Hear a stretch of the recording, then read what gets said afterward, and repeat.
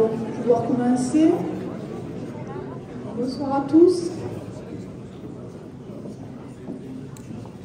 Alors aujourd'hui, nous avons le plaisir à Castelnau d'Estrettefond d'accueillir donc Monsieur le député. Merci pour votre présence. Monsieur le conseiller régional, Monsieur Guillaume. Madame Sandrine Flouroz, qui est donc vice-présidente du conseil départemental et qui s'excuse, qui ne pourra pas être là ce soir. Madame Karine Barrière, conseillère donc départementale. Monsieur Hugo Cavagna, qui s'excuse, qui ne peut pas être là ce soir, donc qui va arriver, donc qui est président de la communauté des communes du Frontonnet. Monsieur Vidal, maire honoraire. Monsieur Daniel Dupuis, maire honoraire, qui ne sera pas parmi nous malheureusement. Et je voudrais ce soir que nous ayons une pensée très forte pour lui, qui malheureusement se bat contre la maladie.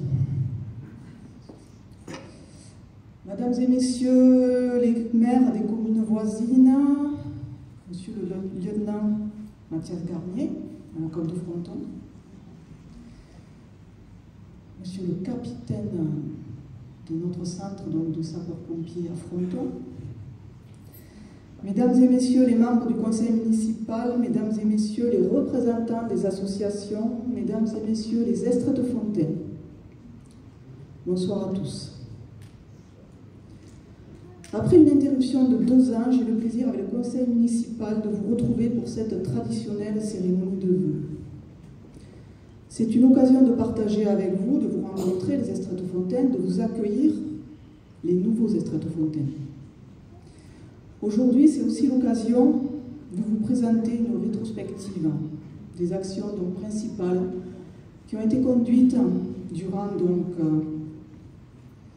je dirais, ce début de mandat, un bilan de mi-mandat par l'équipe municipale.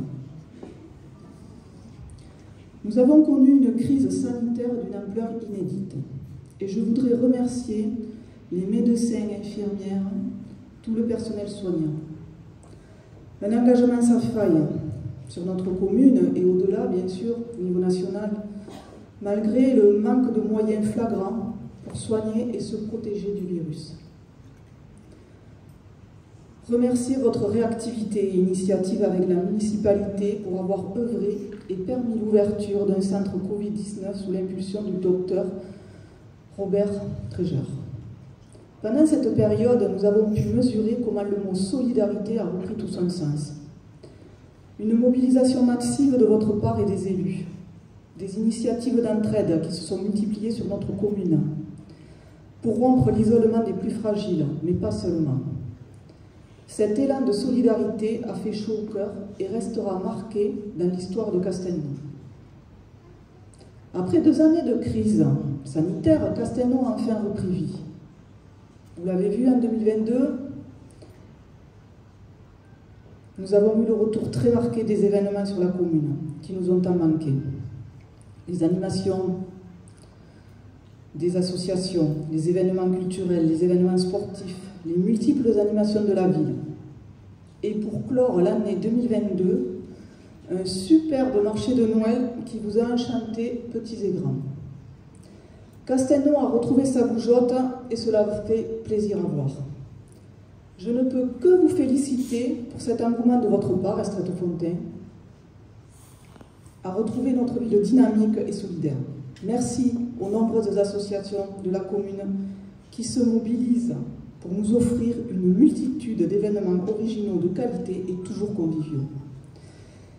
Et avec une nouvelle association qui a vu le jour aussi en 2022, notre association des commerçants. Dans les années à venir, votre collaboration donc, avec la ville sera encore plus forte, nous l'espérons. Le complexe sportif Ondada a été inauguré en septembre 2020, pour le plus grand plaisir de tous. Un complexe qui a permis d'ouvrir le champ des possibles, avec la pratique de nouveaux sports à Castelnau. Et de nouvelles associations ont ainsi vu le jour. La médiathèque tant attendue a été inaugurée fin 2021, baptisée Rémi Perrane, en hommage à notre artiste peintre, Estrettefontain, de renommée internationale. Cette médiathèque qui ne cesse de vous ravir et permet l'accès à la culture pour tous. L'inflation que notre économie subit depuis mai 2022, je ne vais pas revenir sur les causes, vous les connaissez. Cependant, nous en subissons les conséquences, que ce soit nous tous, dans notre quotidien, dans notre pouvoir d'achat. Et bien sûr, notre collectivité n'y échappe pas et est aussi concernée, comme les autres, autour de nous. Que ce soit le prix de l'énergie, l'augmentation du coût pour nos projets, qui est à revoir, les denrées alimentaires pour nos enfants à la commune, etc., etc. Ce contexte économique nous fait basculer vers une période d'incertitude. Et comme toutes les autres communes, nous sommes confrontés à une hausse de nos coûts de fonctionnement. Donc, la préparation du budget 2023 est en cours. Et nous le savons tous, dans ce contexte inédit, la rigueur sera de mise et nous pouvons compter sur notre premier adjoint, Vincent Dussart. Au-delà de notre obligation de réduire nos consommations pour maîtriser notre budget de fonctionnement, il est urgent d'agir. La transition énergétique devient incontournable pour nous tous et c'est un défi écologique et citoyen. Je crois que nous pouvons tous ensemble nous féliciter de notre engagement continu, de l'anticipation concernant le choix de nos projets sur lesquels nous avons travaillé. Nous avions donc fait le choix de la géothermie pour le complexe sportif. Aujourd'hui, nous ne pouvons que nous en féliciter. Les autres projets qui ont démarré à l'automne 2022, qui sont l'installation d'une boucle géothermique qui permettra de chauffer la mairie et les écoles du centre. La rénovation aussi qui est engagée de l'école maternelle et de l'école élémentaire. La rénovation de la mairie qui sera complètement réhabilitée. Les travaux devraient commencer dans l'année 2023. Ces travaux de la mairie, ce sont vraiment une nécessité. Je crois que nous pouvons partager que c'est une vraie passoire énergétique quand vous y venez, surtout en cette période. Au-delà de ces projets, le lancement du plan de sobriété énergétique nous impose de réfléchir à nos habitudes et comportements, de les transformer durablement pour consommer moins. Alors je sais que cette mise en œuvre, c'est un changement dans nos habitudes au quotidien. Et pour chacun d'entre nous, ces changements ne sont forcément pas aisés. Nous le savons tous, Castelnau se développe. Notre position géographique aux portes de Toulouse font que nous sommes une commune incontournable. Alors je le rappelle souvent, mais ce n'est pas pour rien si les services de l'État nous ont identifiés comme la rotule du Nord toulousain. Castelnau a des atouts, donc, et selon les derniers chiffres de l'INSEE, notre population est en augmentation. Nous sommes maintenant 6800 habitants. Je profite aussi de souhaiter donc, la bienvenue donc, à tous les nouveaux arrivants sur la commune de Castelnau et qui sont venus s'installer. Cette position stratégique de notre commune, donc entre Toulouse et Montauban, avec un bassin dynamique aussi d'emploi, bien sûr, avec Eurocentre, de notre gare à Castelnau, qui sera le terminus des aménagements ferroviaires du Nord toulousain. Donc cet aménagement et ce réaménagement des voies et des haltes va permettre d'augmenter la capacité de fréquentation et donc de permettre la circulation des trains à grande vitesse, comme vous le savez, avec notre ligne future LGV, mais sans pénaliser les trains du quotidien. L'ambition finale, c'est d'avoir des trains cadencés au quart d'heure, aux heures de pointe entre Toulouse et Castelnau. Ces aménagements vont avoir un impact certain sur le quartier de la gare et Castelnau en général. Cela nous amène à réfléchir sur nos enjeux de demain. Alors des enjeux qui sont sur des enjeux à moyen terme et sur du long terme. Mais c'est dès à présent qu'il faut travailler sur ce que nous souhaitons et sur ce que nous voulons, nous, habitants de Castelnau. C'est pour ça que nous avons fait le choix de ne pas subir et dès à présent de se saisir de cette maîtrise en lançant en 2022 une étude de faisabilité sur l'aménagement du secteur gare avec un pôle d'échange multimodal. Donc à l'aide d'un cabinet d'architecture qui mène cette étude afin d'appréhender au mieux le devenir de ce quartier et aussi avec tous nos partenaires que je remercie. Je vous remercie Estret Fontaine pour ceux qui ont pu venir participer à ces ateliers, donc en 2022, de concertation et prendre part au projet. Ce projet, c'est aussi, je dirais, à vous de le construire. Et les échanges vont continuer en 2023 pour partager sur ce que nous souhaitons comme aménagement. Ce cadre de vie que nous voulons préserver, maîtriser tout en prévoyant l'avenir, passe aussi par une révision générale de notre plan local d'urbanisme. L'actuel date de 2014, 9 ans déjà. Ce travail est nécessaire pour répondre d'un côté aux enjeux de demain qui ont été promulgués par la loi climat et résilience et pour atteindre un objectif d'absence donc de toute artificialisation des sols.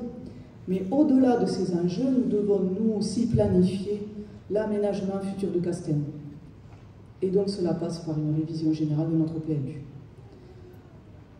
Donc nous aurons aussi cette année l'occasion de se retrouver, de partager, d'échanger avec vous et que vous soyez aussi partie prenante de ce que vous souhaitez. Les atouts de Castelnau, c'est aussi ce paysage bucolique que nous voulons conserver. En 2022, nous avons souhaité valoriser les abords du canal avec l'aménagement d'un espace. Nous allons continuer en créant une liaison avec le passage sous les 3 ponts pour relier Castelnau au canal à Modedoux. En 2020, nous nous sommes aussi engagés à planter 6000 arbres en 6 ans avec l'objectif symbolique du parrainage d'un arbre par habitant.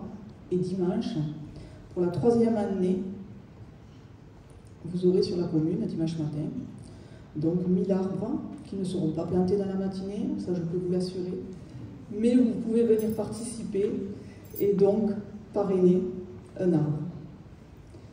Castelnau est une petite ville aujourd'hui, mais nous voulons que Castelnau garde son âme de village. Et ce n'est pas antinomique de dire cela.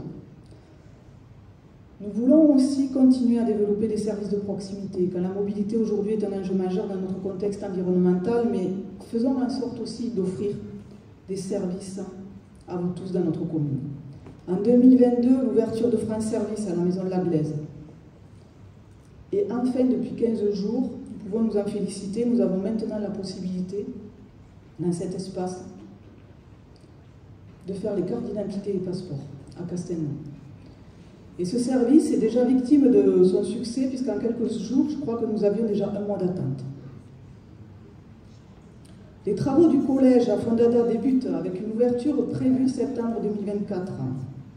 Donc des travaux qui sont réalisés par le conseil départemental.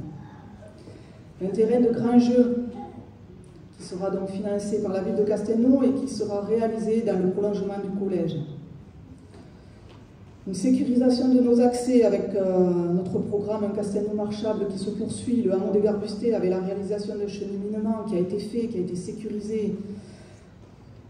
Nous avons souhaité limiter les vitesses, comme donc notre hameau des Prieurs qui est aujourd'hui aussi sécurisé, le chemin d'Ambalance, la réalisation d'un cheminement doux, la route de Saint-Rustice qui n'est pas encore terminée, qui a débuté en septembre.